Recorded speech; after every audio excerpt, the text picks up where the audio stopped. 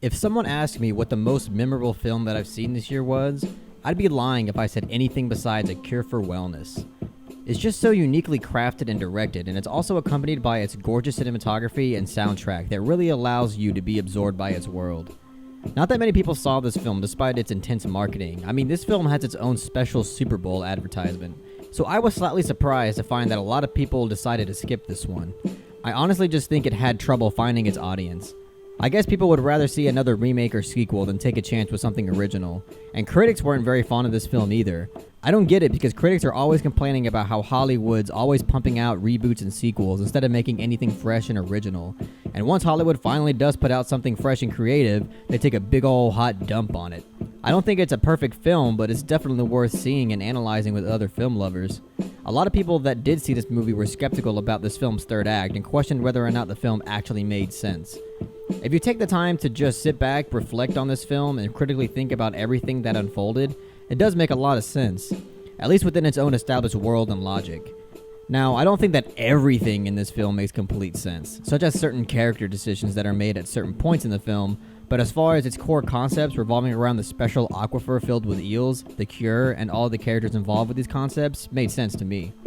So to start, a lot of people were wondering what exactly were they trying to find a cure for.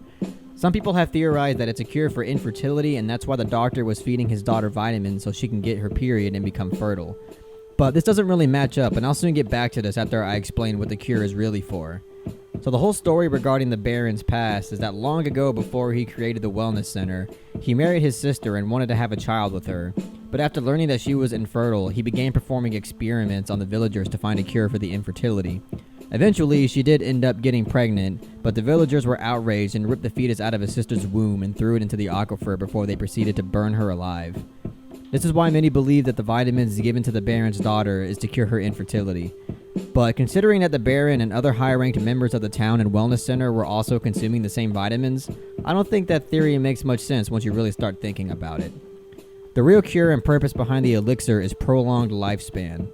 Due to the Baron's tragedy of not being able to bear any children in his bloodline, he needed to find a way to prolong his life and live longer so that way he can have another chance to keep his royal bloodline and family name going. This is the only plausible explanation considering that the story regarding the Baron's past was at least 100 years ago. So how did he find this cure? Well, as it said in the film, the eels that lived in the aquifer were noticed to be able to live for over 300 years. The Baron knew that there was something about these particular eels that lived in this magical aquifer in the mountains that had the potential to give humans a much longer lifespan. So through a torturous filtration process that involved force-feeding patients through a tube, it creates this serum that prolongs human life. And man, was that scene incredibly memorable while also being disturbing as hell to watch. There's a nice handful of intense body horror scenes that invoke sheer terror and hopelessness that makes this film such a haunting yet creative piece. And it's especially impressive that the Hollywood studios gave the director Gore Verbinski the freedom to explore his visions in this manner. So anyway, this is why we see the Baron and other high-status characters take the vitamins, including local law enforcement. All these people are probably just as old as the Baron. He manipulates all of the patients by putting tiny leeches in the water. So instead of hydrating them like it's supposed to, it does the exact opposite due to the leeches sucking their insides dry. He does this to convince them that they are sick, which results in them being voluntarily confined in the wellness center. Through this method, he can keep using their bodies for the filtration process that produces the elixir. And after the bodies get too used up, he puts them in these embryonic vats to help rejuvenate their bodies to its normal state. But after a while, the human body will get too used up and the Baron is forced to dispose of them in the aquifer where the eels devour their dehydrated body. The Baron gives his daughter the vitamins so that way she can have a prolonged lifespan as well. He's most likely been giving her the elixir since she was an infant, so we really don't know how old she really is.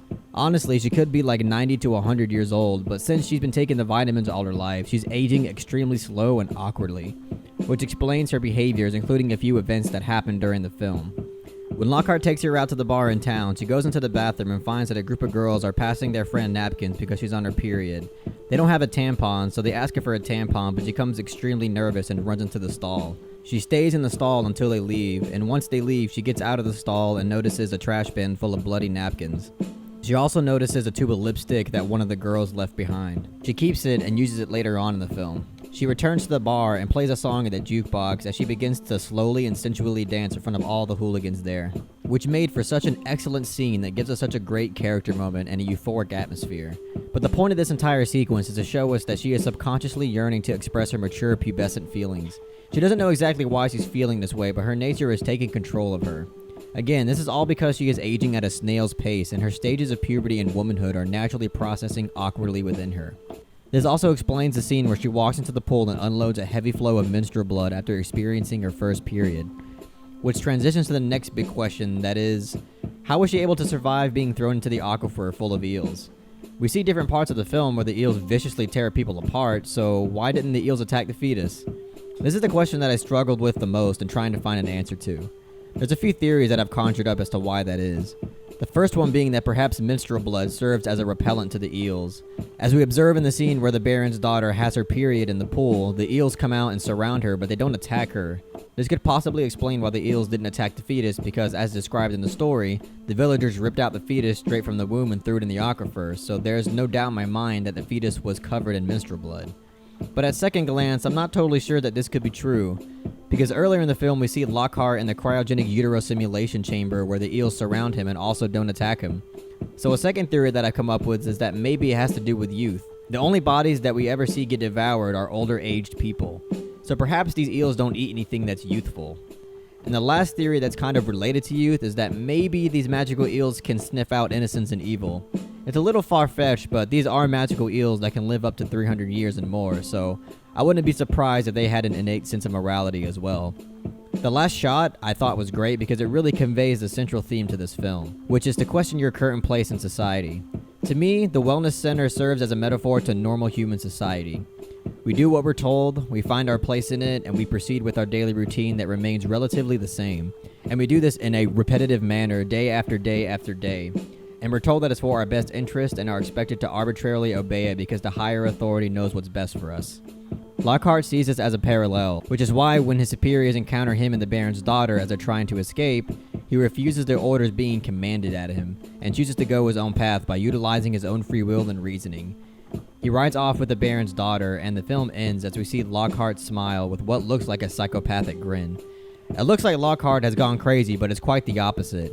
He's actually been enlightened after going through that experience and realizing that his path in society was just as crazy as those in the Wellness Center. So that's my analytical interpretation of these ambiguous yet thought-provoking concepts in A Cure for Wellness. The thing I really love about this film is that it demands a lot from your brain. It really forces you to critically think about everything that's going on. Sure, some things here and there are slightly predictable, but it really makes you think about these core concepts analytically in order to figure them out. Maybe this is the reason why it didn't get its footing with a larger audience. Perhaps people were perplexed or they just wrote it off as something that completely doesn't make any sense. Either way, I hope you enjoyed what I had to say on this gorgeously haunting film, and I also hope that I was able to clear a few things up if you found yourself to be confused on certain things. If you like this video, please give it a thumbs up and share it among other film lovers, and don't forget to subscribe to the Misfit Pawn channel to be updated on more film-related content. Sure, some things here and there are slightly predictable, but it really makes you think about these core concepts. Concepts. Got my country accent coming out.